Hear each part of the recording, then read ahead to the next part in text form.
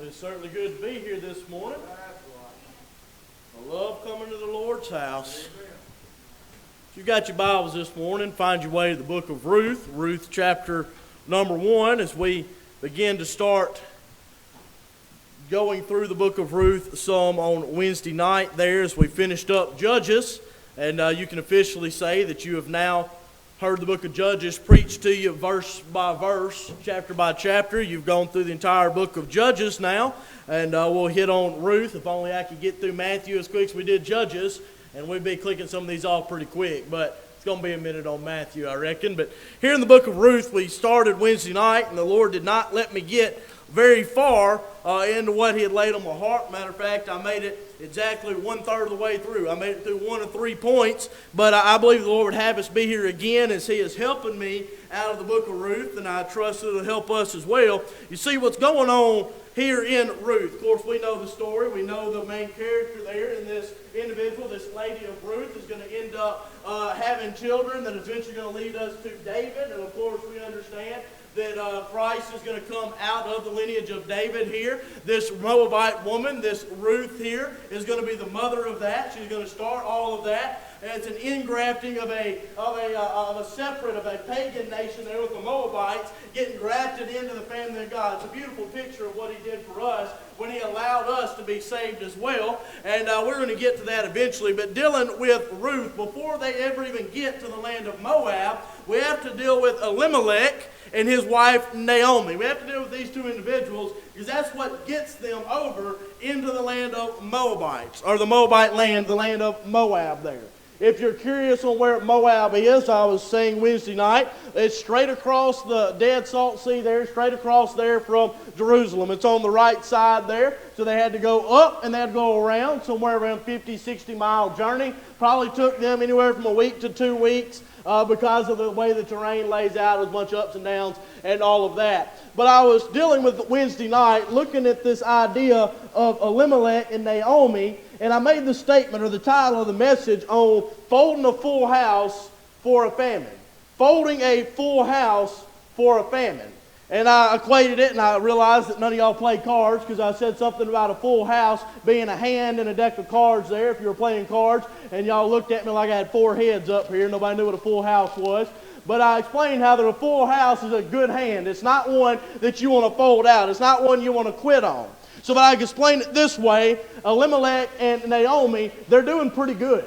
Things are pretty good in the land of the Israelites there. Back where they're living, you'll find them there around Bethlehem. You'll find them just south of Jerusalem. Things are pretty good before they head out of there. I know that it's not perfect. It's not perfect anywhere. But they had it pretty good. They had a piece of land they were working on. They had 2 boys. They had a happy little family. Things were going all right for them. They had a full house. Things were good. And then they left. And in Ruth's own words here, or excuse me, Naomi's own words, in chapter 1, verse 21, she says, I went out full, and the Lord has brought me home again empty. And I talked about how that she left with a full house, but she folded everything that she had and came back empty, came back with nothing. And we talked specifically about verses 1 through 6, about them leaving the land of Israel and leaving out the promised land. Now, for us to understand the message this morning, we need to realize what the promised land is a picture of. And I made a better case for it Wednesday night. If you would like to go back and look at it, I don't want to take the time this morning. Some would tell you the promised land is a picture of heaven. It's not. It's not a picture of heaven, because heaven has no sickness. Heaven has no death. It has no problems. It has no famines. It has no wickedness in it. And the promised land is slap full of all of that. The promised land is a picture of victorious Christian living. It's what you can have. It's how good things can be. It's a picture of what this life, this Christian life, can be like. You find a lot of times, and you look at it, it's a beautiful illustration of our life, people have the idea that being saved and getting into the family of God is the hard part. Being saved is easy. Being saved is easy. You ain't got to do nothing but say, yes, Lord, and understand what's going on. You don't have to do anything. The work's already been done. I heard somebody say the other day, he said, it is a works-based salvation, just not your works. The work's already been done. Jesus already took care of that. He already planned it all out. He already worked it out for you. Now all we got to do is enter into the whosoever. What's whosoever mean? Whosoever. That's hard right there. You see, there's this really hard word to understand in the Word of God. A-L-L. All. All still means all. It's still whosoever. Whosoever will come. Whosoever shall call upon the name of the Lord. He sent His Son for everybody, the entire world. Not a separate sect over here. I'm not trying to get off into that mud hole this morning, but I'm trying to tell you salvation is not the hard part. The hard part for us Christians is not being saved. It's staying in a state of victorious Christian living. I'm not talking about losing your salvation. You cannot do that. You can't do it. The Bible's very clear on that. Nobody can pluck you out of your Father's hand. Nobody can do that. You can't lose it. You can't jump out. You couldn't redo it if you wanted to. That's the way this thing works out. It's not one of these one-year leases where you get a year to decide if you like it and then you got to re-sign it again. It's one of them deals where you sign up for life here. And I'm excited about that. It never runs out. It never expires. I don't have to worry about membership fees. I ain't got to worry about like Disney Plus and everybody else. They email me once a month saying we have changed our fees and it goes up and up and up and up. I ain't got to worry about that. I ain't got to worry about none of that. I already know that my name is in the Lamb's Book of Life. It's written in black ink. All right, let me tell you this. It's written in red ink, not black ink. How about that? It's written in the blood of Jesus Christ. There's no eraser that can take it out. They can't rip those pages out. They can't do nothing about it. It is there and it's going to be there. And when I get to those pearly gates, and whoever's there at the gates, whatever your imagination tells you, if it's Peter, I don't believe there's going to be anybody at the gates, to be honest with you. I believe we're just going to walk right on through that thing, and we're going to head straight to the center of that dude, and we're going to follow the feet of Jesus Christ. But whatever happens, when I get up there, and they're going to flip through that book, they're going to say Easton Smith, and I'm going to say, here I am. I'm excited about that day. I'm excited about the day that I'm going to be there. But salvation is not the hard part. I didn't have trouble with that. Now, I understood I doubted my salvation for a long time, so I got it settled. But since I got it settled, I ain't really had no problems with it. I hadn't had to work to keep it or anything like that. What I've had to work for is not to retain my saved status. What I've had to work for is to maintain my in right with God. Being on the right page and staying out of this backslidden word over here. And staying on the right terms and staying in His will and doing what He wants. That's the fight for me. Because guess what we're all made out of? If y'all say fat, I'm going to be upset. Guess what we're all made out of? Flesh. We're all made out of flesh. We're all human. We're all flesh. We're all blood. By the way, you want to hear an interesting theory? Where does your blood, any of you medical folks in here, where does the blood come from? Is it the mama's genetics or the daddy's genetics that bring the blood into that infant? It's the daddy. It's the daddy. Can I give you a funny theory? You'll like it when I tell you, I promise. What does the Bible say about sin? By one man sin entered into the world and it passed upon all men, right? He's talking about Adam there. That chain, that flesh, that genetic code coming down from Adam, the sin is passing through the blood. But guess what? When Jesus Christ did not have an earthly daddy, He did not inherit His blood from a human. He inherited it from God Himself. Therefore, sin could not be passed through with that, and it changed everything. It's a fun theory. Fun theory. I like it. It works out real good for me. You can't tell me I'm wrong. I like it like that. But anyways, I hadn't really had to work hard to keep my salvation. But I have had to work hard to keep where I need to be in relation with God. Because I am flesh. I do have a sin nature. I do mess up. I do get too hard on people. I do get to the point to where I expect too much out of folks. I'm that way. I've got high standards. Sometimes I'm hard to please. I've told you before, I'm a perfectionist. It's just how I am. I want the best for what we can be. I can't help but look at something and say I want the best. Sue's probably ready to wring my neck because every time we look at something, or just yesterday, we went and got this little igloo-shaped jungle gym thing for Darden. We went all the way to Blue Mountain to get it. I didn't even know there was a road that looked like that in Blue Mountain. We went down there in the Goonies and then some. Got down there with my truck, my 16-foot trailer, and the road was about this wide. I barely fit on the thing, and there was more traffic on that road than there is on 178 out there, it seemed like. But we got that thing, we got back to the house, and she's playing on it. I said, Sue, come here right quick. I want to show you what I'm thinking. And when I say that to Sue, she automatically goes on guard. Because she doesn't know what's fixing to happen. I was talking about the swing set that I want to build for Darden and this tree house. I want to put it on a tree, and I want to bring the swing set off either side and make like an L-shaped little playground thing for her. And I was talking all these great grand ideas because I want it to be perfect. I want it to be as good as it possibly can because that's my nature. I understand sometimes I might get hard to deal with because of that. And you think that I'm beating on you. You think I'm demanding too much from you. I'm upset with you. I'm not. I just want your best. I just want us to give everything we got to the Lord. He deserves our best. He gave us His best in His Son when He went to the cross and died for us. So I want to give Him my best this morning. I want to give Him all that I've got. I understand sometimes my flesh puts me in a place where I'm not right with the Lord. Sometimes I get upset. Sometimes I get flustered. Sometimes I lose my patience. A lot of times I lose my patience. A lot of times I get too mean. I understand every single bit of that. We're heading back. I can't remember where we was coming back from yesterday. We was gone all day long yesterday, it seems like. And Nate got upset in his car seat. And he's crying, and he's just pitching a fit, and he's bucking and everything he can to break that harness like he's going to blow up and snap out of that thing. But I was mad. And I just whirled him. I said, just hush. Just stop. And as soon as I said it, I was like, I shouldn't have said that. And then I kind of slowly looked at Sue in the passenger seat. She's looking at me. I'm like, yeah, you ain't got to say it. I already know. Sometimes my flesh gets me in trouble. My problem is not the thing of salvation. My problem is maintaining my Christian status and people being able to look at me and say, hey, that is a Christian. He's acting like it. He's behaving like it. That's sanctification. You know what the difference between salvation and sanctification is? The world's got it. They've got it all backwards today. They would teach you that salvation is a process. They'll tell you that it's something that you're working for. You ever talk to somebody that's in the Catholic religion there? They will tell you they never know if they're saved or not until they get there and they find out if they did enough to be saved. I would hate to live like that. I would hate to live like that. That would drive me nuts. They don't know if they're saved or not. It's a process to them. It's not a process. Salvation is instantaneous. It's a deal of you go down, you ask the Lord to save you, boom, it's done right there. You don't have to sit there. You don't have to put your paperwork in and wait. You don't have to go to the DMV and pull your number and wait and hope they didn't forget you. You're sitting there looking at that thing saying, man, we're on number 172. There ain't but 3 people in here. And then you wait for 30 minutes for them to call one number. And you watch all of them sit up there in the counter and do nothing. Anybody work at the DMV? Good. I probably should have asked that question first before I got all over them about something. I'm sorry. If anybody's got family at the DMV, your family member is probably that one that's doing a good job and working. How about that? But no, we ain't got to worry about that. We're not waiting on that. Salvation is instant. But there's another one that is a process, and that's sanctification. Sanctification.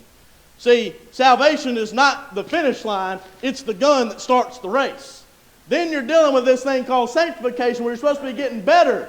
The old idea of it is when you're saved, your flesh is running rampant, and sanctification is supposed to be where you're tempering that flesh. You're beating that flesh into submission, and you're getting more and more and more like God. That is what sanctification is. Salvation is not necessarily our problem. Sanctification is what is so hard for me because it is so different. It's so anti-flesh.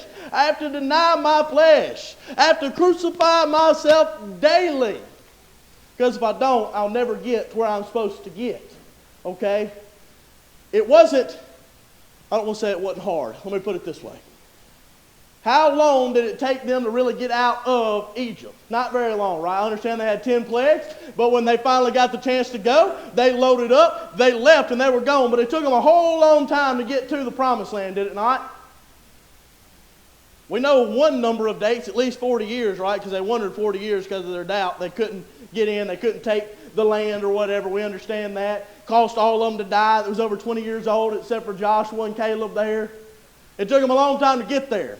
Then after they make it into the promised land, it takes them a long time to stay in that land and get it right how it needs to be. The whole book of Joshua, when they're trying to clean out those other people and those other pagan and heathen nations, they're trying to get things out of their Christian life. It's a great picture of us when we're saved, trying to get rid of old habits that we carried into this thing.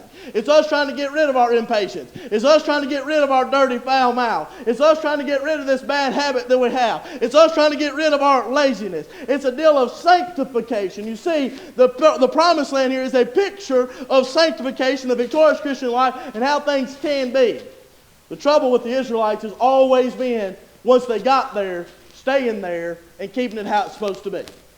The entire book of Judges. And again, the children of Israel did evil in the sight of the Lord. Sounds like a broken record, right? And then God sends a judge who cleans that whole thing up. The nation gets back how it's supposed to be. So we have here that Israel is a picture of victorious Christian living. Can I make it real simple? That's where they need to be. That's where they want to be. To us in our life today, that's where we want to be. Our behavior is that God would have us to have. We're representing Him correctly. We are letting our little light shine for Him. We're doing what we're supposed to be doing. That's where we ought to be, is in victorious Christian living, inside the promised land. But here in the text, Elimelech, I'll get it out in a second, and Naomi, they're about to leave where they're supposed to be. They're about to leave victorious Christian living to go somewhere else. Okay? So when I preach the rest of this, because I didn't intend to go down all that, but when I preach the rest of this, keep in your mind, what they're leaving is a full house where things are great, where things are good, and they're leaving out to go into another land where they ought not be. Fair? Everybody good? Y'all with me? I didn't lose everybody yet, right? Just the folks that work at the DMV? Oh, me. All right, Ruth chapter 1, verse 1. Now it came to pass in the days when the judges ruled that there was a famine in the land. And a certain man of Bethlehem, Judah, went to sojourn. That word sojourn there, it does not mean move. He's not moving to Moab. He's going on an extended visit with intentions of coming back. Intentions of coming back. Matter of fact, the tabernacle and the creation of it, if you've ever studied that out, it's a beautiful picture of how that they were not meant to live in the wilderness all the time. The tabernacle had roofs, it had walls, it had all of this. But you know one thing the tabernacle did not have? It did not have a floor. It didn't have a floor in it. So every time they walked into the tabernacle, they looked down and realized this is not the place they were always going to be. They were always going to have their own land where they could build the temple. He's going to sojourn there.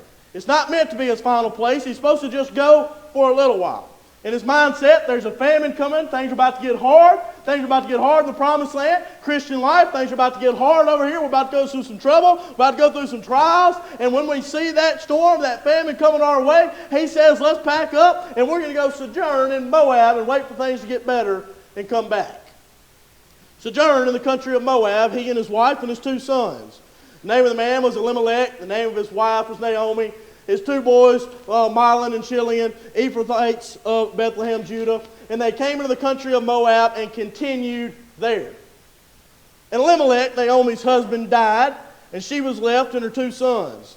And they took them wives to the women of Moab, Orpah and Ruth. They dwelled there about 10 years. I'm going to go sojourn in Moab. Cut to that black screen on the TV where it says 10 years later. We're still here. That doesn't seem like much of a sojourn to me. It sounds more like they've moved to Moab at this point. They have gone there and they have stayed way too long. Sidebar.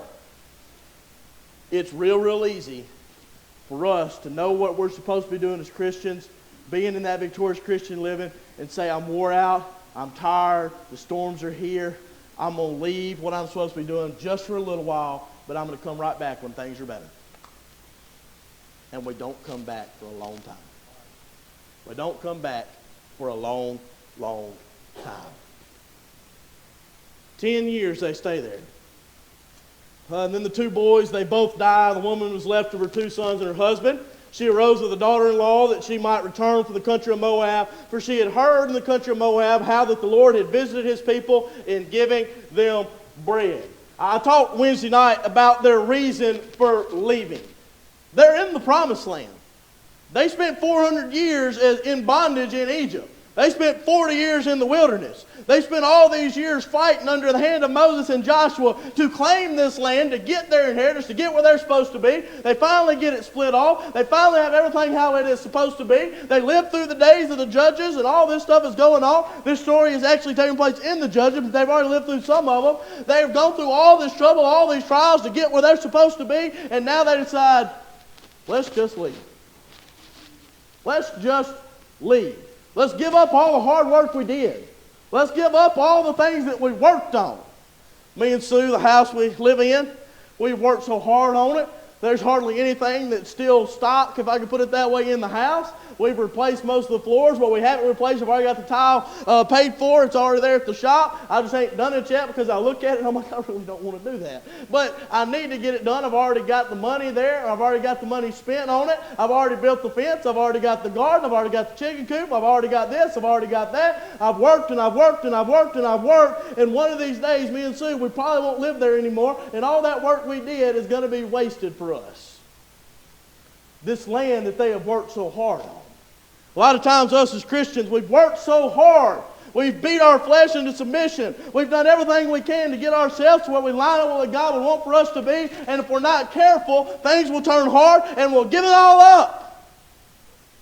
And we'll cast it off to the side and say things just got too hard. I talked about their reason for leaving. Why in the world would you leave the promised land to go out into this country of heathens and these Moabites? Why would you go out there? I said I believe they left because of their worry. They looked around and said, things are tough, things are bad, we're not going to be able to make it. We're worried about what's going to happen. Worry will make a Christian leave where they're supposed to be. They looked around and maybe they were weary. We worked and worked and worked. I'm tired of working this ground. I'm wore slap out. Anybody ever said that? I'm just wore out. I just can't go no more. I'm just completely out of gas. I'm running on fumes. Let me just take some time off. And I believe they looked at their attempts, and maybe their attempts at living and prospering in that land seemed worthless to them because they weren't making it where they wanted to make it. But let me move on here, and I'm going to give you this last little bit. I want to give you one more. I believe that there's a reason that they left, but when they left, it was a risk to their loved ones. Risk to the loved ones. You got the reason they left, and then a risk to the loved ones. Really? Brother, you want to tell me that leaving to get away from that famine was more of a risk than staying? Yeah, that's what I'm telling you. Because everybody that stays in the land there, everybody that's still in the promised land, they're still there when they come back 10 years later. How you know that? Because these people recognize Naomi when she comes back. She left out because they were worried that they weren't going to make it. They were weary. They felt that their attempts and everything they were trying to do was worthless. It's just not paying off. So they've left, trying to come out on the good side of things, and they come back later and realize they could have stayed the whole time. And when they left, they took a great risk on their family. They took a great risk. Can I tell you something? I know it's hard to serve God sometimes. I know we get tired. I know we get weary. I know there's times that we get up on Sunday morning, that alarm's going off, and we want to throw it out the window. Y'all remember a couple Wednesday nights ago when I told y'all I was leaving after services and driving down to Jackson? I finally got down to Jackson. I went to bed about 2 a.m. And breakfast was from 7 to 8 at the conference I was going to. So I'd already decided that I'd just grab a biscuit at the hotel on the way out. And I was going to sleep as late as I could. And I was going to get there fashionably late. It'd be okay. I already made my mind up. And I'm sitting there, and at 6 a.m. sharp, some jackwagon before me had set the alarm clock on the hotel nightstand to go off at 6 in the morning. And I'm sitting there, my eyes is glued shut, and I'm slapping, trying to figure out how to turn this thing off. I'm trying to pull the cord and everything else, couldn't get it off. I was tired of it. I want to throw it out the window. Sometimes we're that way on Sunday morning. Sometimes we don't want to get up. We don't want to make Sunday school. We don't want to make church. We don't want to make this. We don't want to make that. We don't want to be here for choir practice because, hey, that's Sunday nap time. Trust me, I love a good Sunday nap. I had it worked out. When I was at Hurricane, they started Sunday night services at 6 o'clock. Major League Fishing came on at 3 o'clock. I don't know if anybody watches that, but it's about like NASCAR or golf. It's really good to take a nap to on Sunday afternoons. But I would go and we'd eat lunch. I'd take my nap about 3 o'clock, and I could get up at 5:30. I could get ready, and I had about a 3-mile drive to get to the church. Sunday naps was great. We don't get Sunday naps anymore. Matter of fact, we don't go home much Sundays anymore. We'll get something to eat, and we're going to sit up here, and we're going to hang out, and then we're going to be here for choir practice. Sometimes it gets weary. Sometimes it gets hard. Sometimes it gets tough. Sometimes when everybody else is just dogging me and mistreating me and messing with me, sometimes I want to lash out. Sometimes I want to let my flesh show a little bit. I told y'all about, I think I told y'all, maybe I didn't, but I'm going to tell you now. How about that? We was on that way to Orlando on that cruise ship, and we got on the other side of Montgomery or something like that, and Sue's car acted like it didn't want to crank, and we was in the hood. It was one of them deals where I was scared to let Sue go in the gas station by herself, and then I was scared to leave the kids in the locked vehicle by themselves, so we all went inside to walk around the gas station so that just Darden could go to the bathroom. We all went in there together. That's just how it was. We was a little bit worried about it. I didn't necessarily fit in there, okay? I'm trying to be nice. It was not my place I should have been. But that vehicle didn't want to crank. And the first thing that I had in my mind was I could probably string together enough cuss words to make that vehicle run all the way to Orlando. And I looked at Sue, and she kind of looked at me. I didn't cuss. Okay, y'all don't be upset with me. I didn't cuss. But she looked at me, and I said, I about cussed.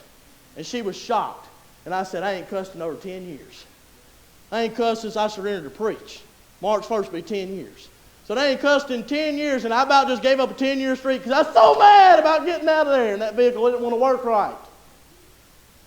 We get our flesh. We get our blood pressure gets up. We went to a birthday party yesterday. We went to the mall. And if you've never had the pleasure of taking your young ones to the mall, go in at the store, the Dick's Sporting Goods, and go to that little tree playground that they got in the middle of the mall. And you let your kid run in there with everybody else's hellions that are swinging off the tree branch and everything else.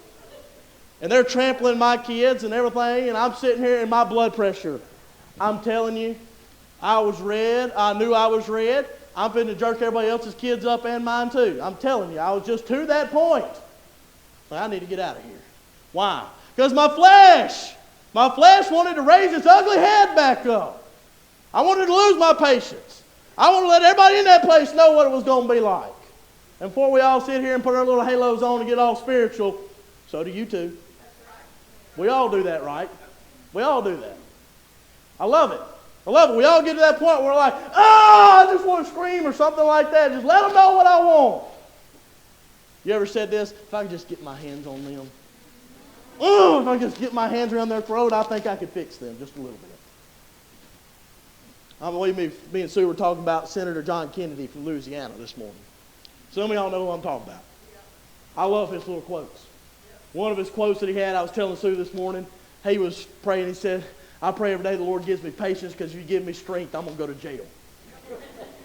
Yeah, sometimes I can feel that, and me and him could relate on that. Our flesh gets a hold of us. We just want to let it out. We just want to be done with it. That 10 years that I've gone without cussing, I could have let it go like that. All the work that I did to get myself in there. If you fly off at one of your coworkers, all the years that you've spent building your Christian image, building your reputation, building your testimony, to where folks were looking at you and saying, hey, that fellow over there, David Meeks, that fellow over there, he's a Christian, he lives for God, he loves his Bible, he knows that thing. If he flies off one of his coworkers because you ain't acting right, that's his coworker, by the way, it's his wife. I'm kidding, you're acting right. Will not be mean to you. It's an example. I'm going to get over here for a minute. But if he flies off on somebody, everybody else is going to be like, maybe he's not what I thought he was. Maybe he's been faking it the whole time. He can spend years building that image. Going like that. They say trust takes 5 years to build and 5 seconds to lose. It's very true. That victorious Christian living, that being in the promised land, it took them a long time to get there. They got out of it real quick. It takes them 10 years to get back. Sometimes when it gets tough and it gets hard and we just want to let it all go, we need to remember that we put way too much work in to quit just because things got a little tough. Just because a famine was coming. Just because things were about to get a bit harder for them. They just up and left. Just because that car didn't want to crank. Just because that coworker was picking on you that day and you'd had enough. Just because it was Christmas dinner and that cousin that don't agree with you that you see once a year came in and wanted to run their mouth and you wanted to let them know something, we got them too, don't we? There's a reason you can't talk politics and religion at family get-togethers or around the work table. Don't always work out too well. But we'll lose it real quick. Well, it took us so long to get. But there's a risk when they left. There's a risk to these loved ones. I'm going to tell you what happens to those around you when you leave your good Christian living. You leave that victorious Christian life, when you leave that testimony, when you give it all up, they're probably going to come with you. You're probably going to drag them too. You're probably going to drag them down in that hole with you. What's Elimelech and Naomi do? They bring 2 boys with them. They bring 2 boys with them. They're going to drag them to Moab. There's a pain in leaving behind their good friends and good influences. They had friends. They had extended family members. They were living there in Bethlehem, just south of Jerusalem. They're in the very heart of this thing. They're in the place where they're supposed to be worshiping God. I've seen folks up and leave because things have got tough. I've seen folks leave the church because they weren't happy about something, only to come back 3 or 4 years later and say they never should have left. Because the whole time they were gone, they were hurting. They thought that things would be better if they left.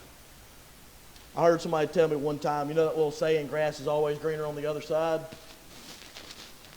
You know why it's greener? That's somebody's sewage line. That's why it's greener.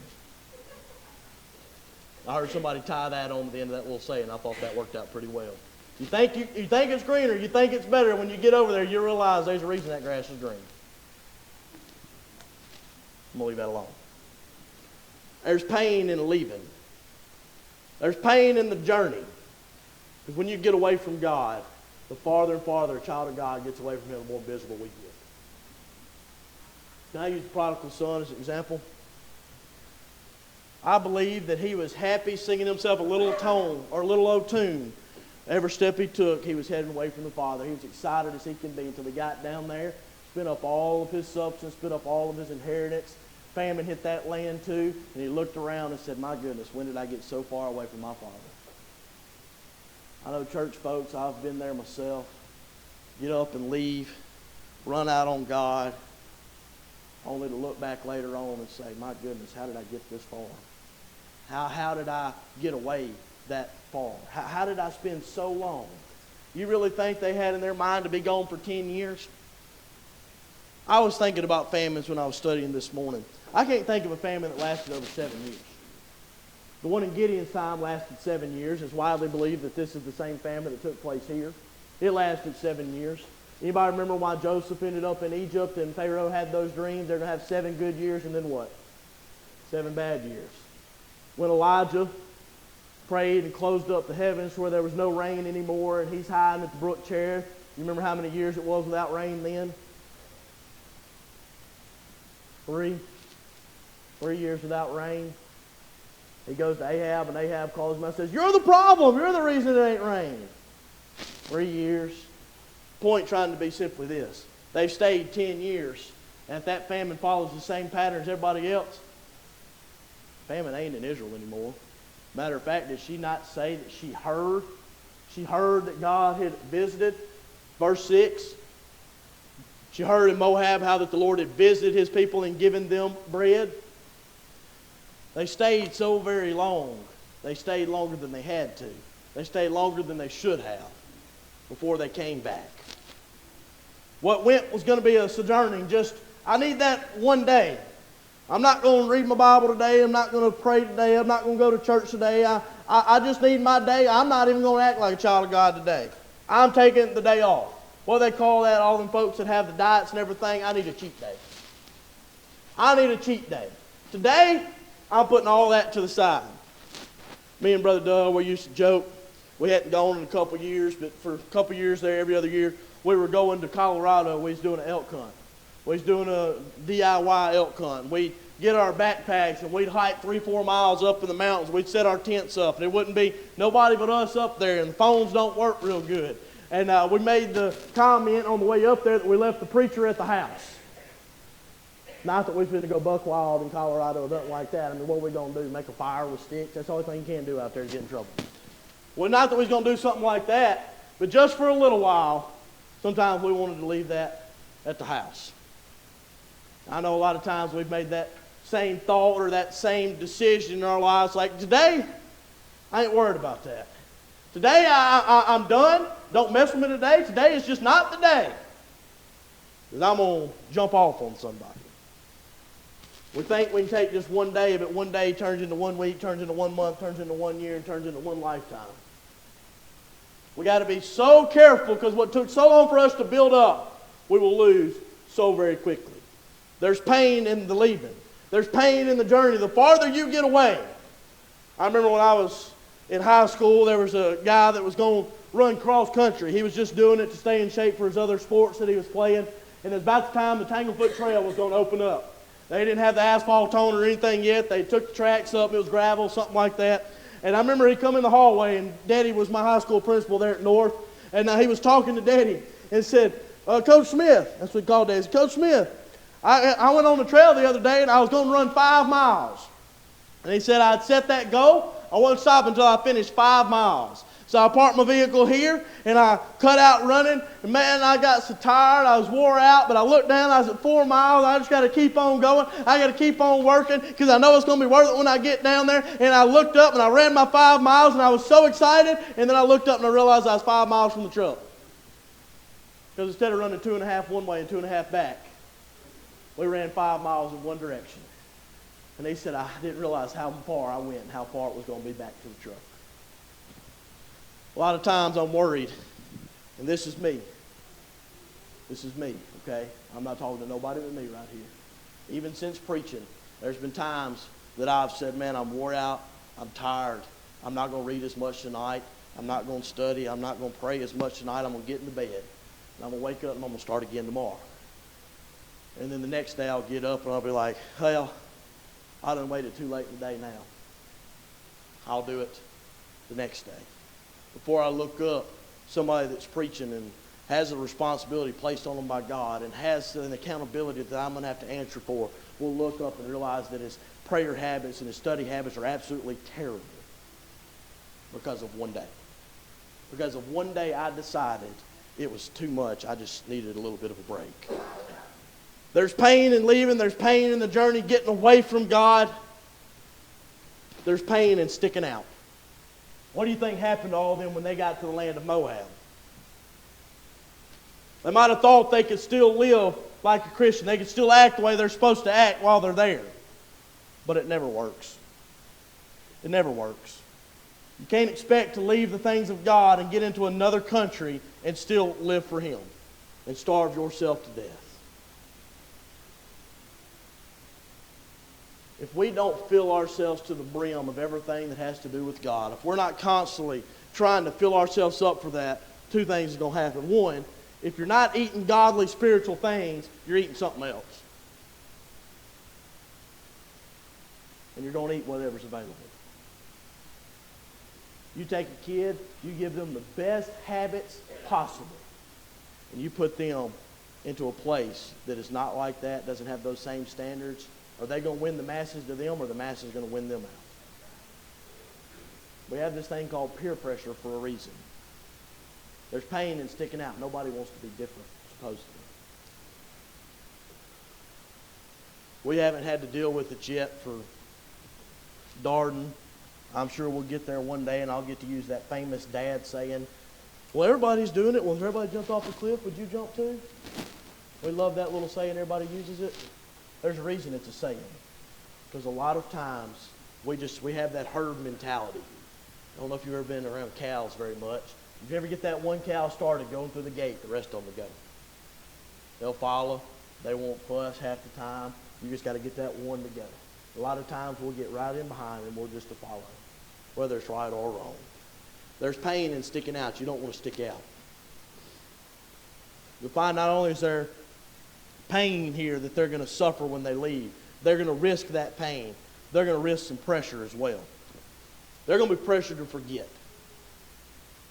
When they leave where things are good, when they leave the promised land, when they leave the land of Israel and they go into the land of Moab, they're going to be pressured to forget the way things were back then.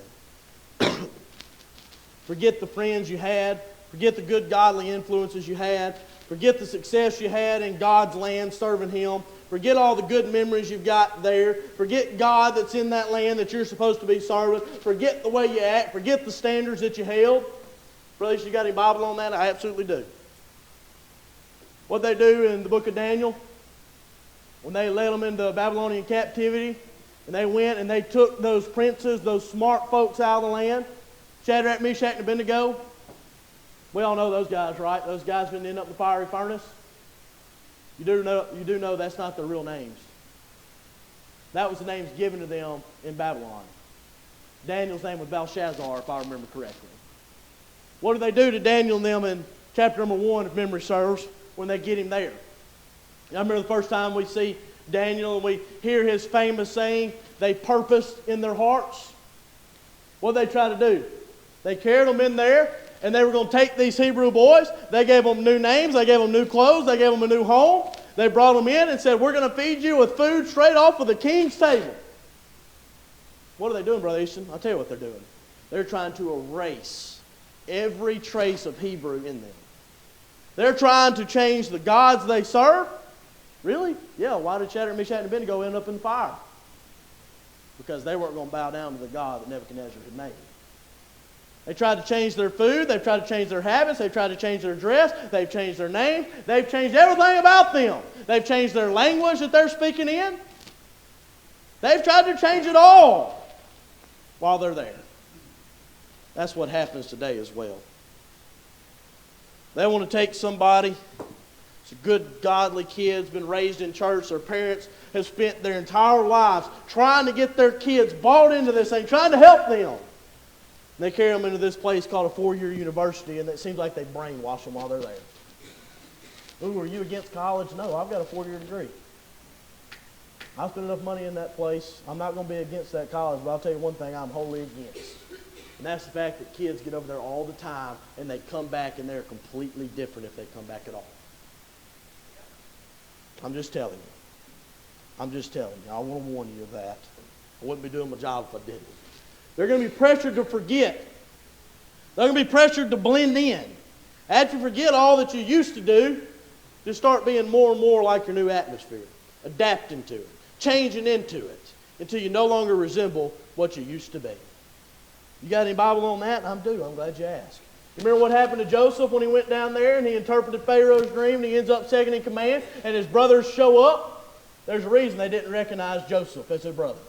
He looked like an Egyptian. He talked like an Egyptian. They changed everything about him to make him blend in with them. Gave him an Egyptian wife. They did everything they could to make him blend in. Then after they pressured them to forget everything they used to know and to blend in with how things are now, they pressure them to stay. Oh, after you change, there's no reason to go back. You're here now. I know you used to live like a Christian. I know you used to go to church. I know you used to witness and sing and pray and read your Bible. I know you used to do so good on that, but that was years ago. Now you're over here. Ain't no reason to go back. There's no reason to go back over there. You might as well just stay here. In this story here, Elimelech, Naomi, they lead them out. Elimelech dies. After Elimelech dies, his 2 boys take Moabite wives. Why do you think they waited until Daddy died? Because they knew Daddy would not want them to take Moabite wives. Because back then, that was not something they were supposed to do. They should have gone back to Israel and got their wives there. But instead, no. We'll just marry into the culture. Marry into the culture. We'll be accepting of it. You think they accepted? Absolutely. What does the Bible say Orpah did? Ruth goes back with Naomi, another story, but Orpah went back to her gods. Ruth says to Naomi, no, I'm not leaving you. Your God is going to be my God, is what Ruth says. I'm getting ahead of myself. We're not to that yet. There's things in that land that Chilian and Mahlon have bought into. They've accepted. They've got on board with. They've married into. They're setting up shop, ready to stay for the long haul. They left to dodge a famine, and 10 years later, guess what? We're still there. I wonder if they had any decisions at all to come back. Can I tell you what happens when folks leave this good Christian life that we have, and we go out and we experience the world for a little bit? I've heard... I got time to tell you this. Let me tell you this real quick, okay? When I was at Locust Grove, there was a girl that came in, and I always do the same thing. When a new person came in, I would talk to them, try to have something to do with them, and I would try to teach them, and I would try to preach to them. I would try to love on them just like they'd been there for 10 years. That's just the way I want to be. But we carried her out to eat, and some of our younger youth girls that we had had for a few years now, they're 14, 15 years old, and this other girl, she's like 19. And she's sitting there and talking to them, and some of those youth girls came up to me and Sue and said, "You're never going to believe what she's telling us. She's telling us that once we turn 18, our opportunities are going to expand. She's going to carry us out to the clubs. She's going to introduce us to boys. She's going to do all of these things. Of course, our young girls, they knew enough about it to know they need to be long, long, long way away from that. I went to Brother Doug and I said, Brother Doug, I don't know how you want to handle this, but she don't want to be back there with them kids no more. I said, we have worked way too hard. We put too much time in. We spent way too much time trying to get them in a nice, good, victorious Christian living and a good sanctified life to let somebody pull them out of that. And he gave me a great lesson that I still use today. He said, we're going to let the Lord handle it because he cleans up problems better than either me or you ever could. It's amazing. About 2 weeks later, they were gone. Crazy how that happens. But cleaned up that situation. But she was trying to grab them and pull them out and get them into something else. Let me give you another one. A guy I know that used to go to church where I grew up, he had a terrible drug addiction. Terrible, terrible, terrible, terrible, terrible. And he had tried to get clean over and over and over again, couldn't never get clean, couldn't never get away from that stuff. What had taken a good Christian young man had pulled him out, put him out here in the world, put him out here in sin, put him out here in Moab, if I can use that illustration this morning. Put him out in that, and finally, he got right. He got clean. Matter of fact, he surrendered to preach. And he preached a few times, and he done pretty good the whole time, I'll be honest with you. And I amened him, and I listened to him preach, and I talked to him a bunch. And he worked so hard, he spent so long, he spent a few years there trying to stay clean, trying to do right, and then all of a sudden, we get the phone call that he's OD'd in Alabama. And they've had to go and get him out of jail and bring him back. And he called me and he talked to me. And he said, you don't know why I went back? I said, yeah. Why'd you go back? He said, you're doing so good. You had worked your way back. You had gone downhill into that pit and you had spent the time climbing back up. You finally got back where you're supposed to be. He said, everywhere I looked was people that I had wronged. People that still didn't believe that I was doing better. People that were still holding me over my head. People that had gave up on me. And every time I looked at it, I thought about how miserable it was. So I just went back to how everybody thought I was anyways. Ain't that sad? Ain't that terrible?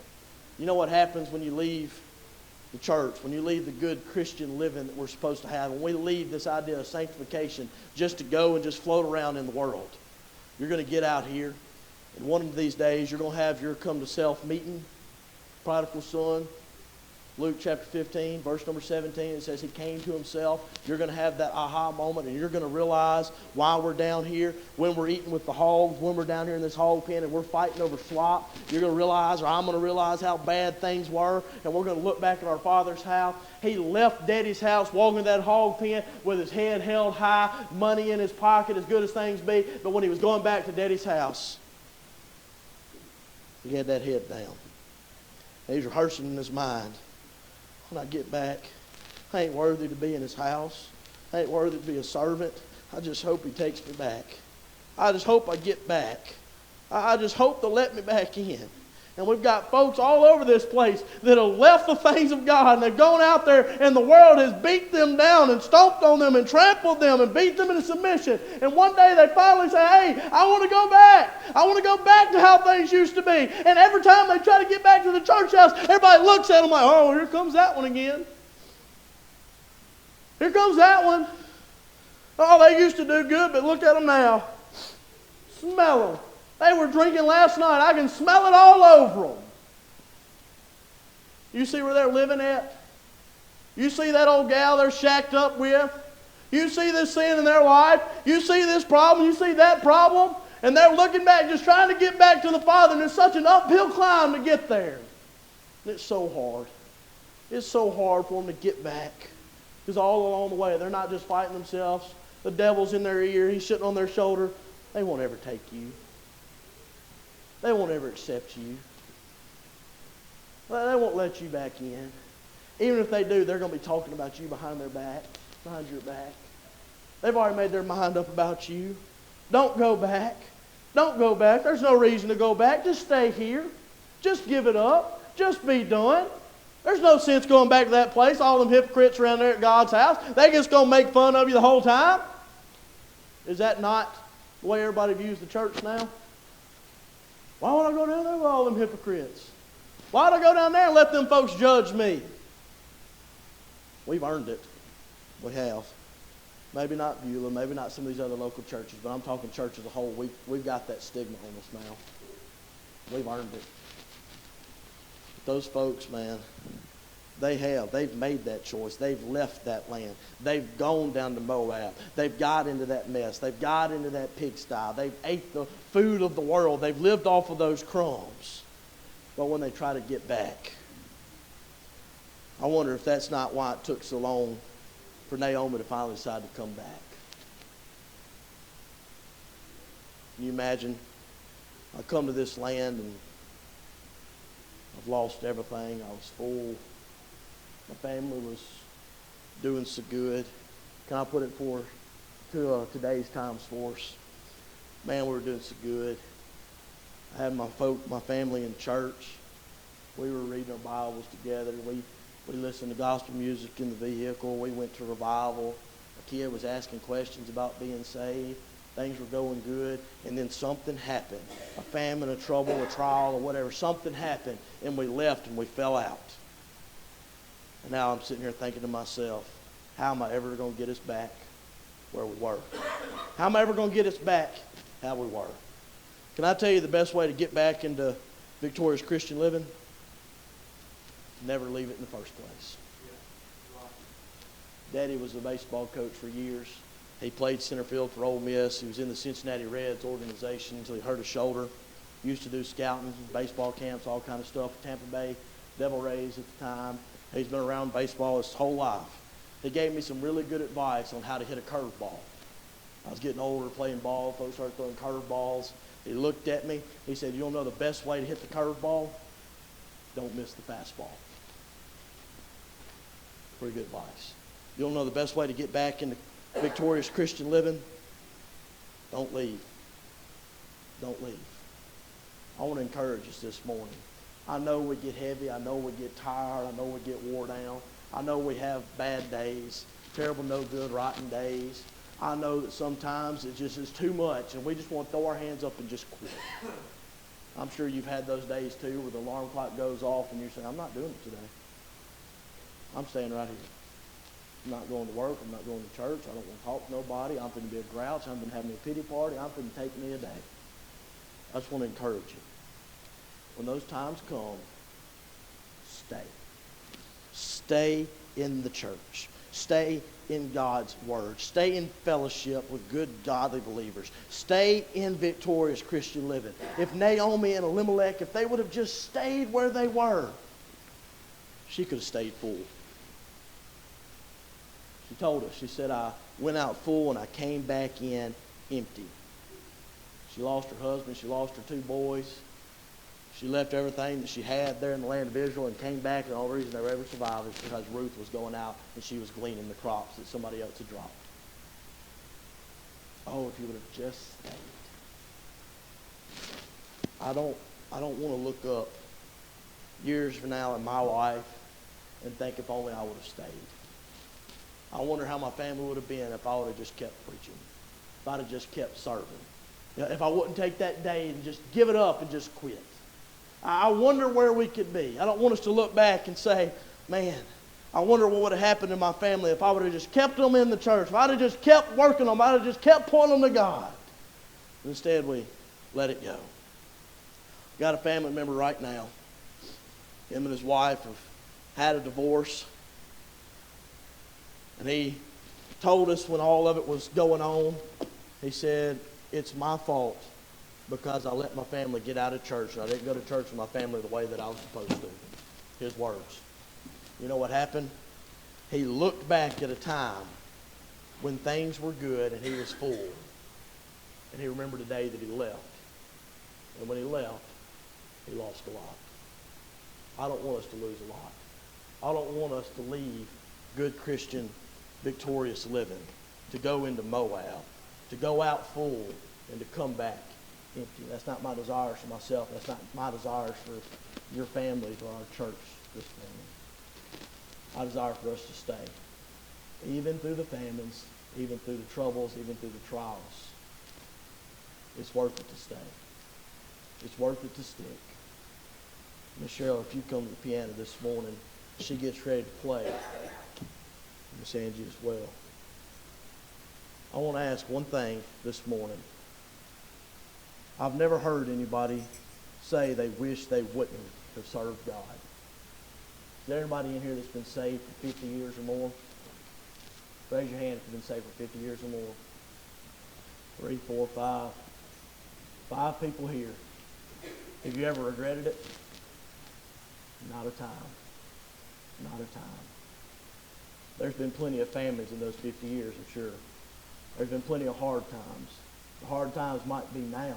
The hard times might be tomorrow. But at the end of the day, it's worth it to stay with God. It's worth it to stick where He'd have us to be. Continue to worship, to continue to praise, to continue to be at His house, continue to pray, continue to read His Word. It's worth it to try to stay in victorious Christian living. Let's all stand this morning as they play.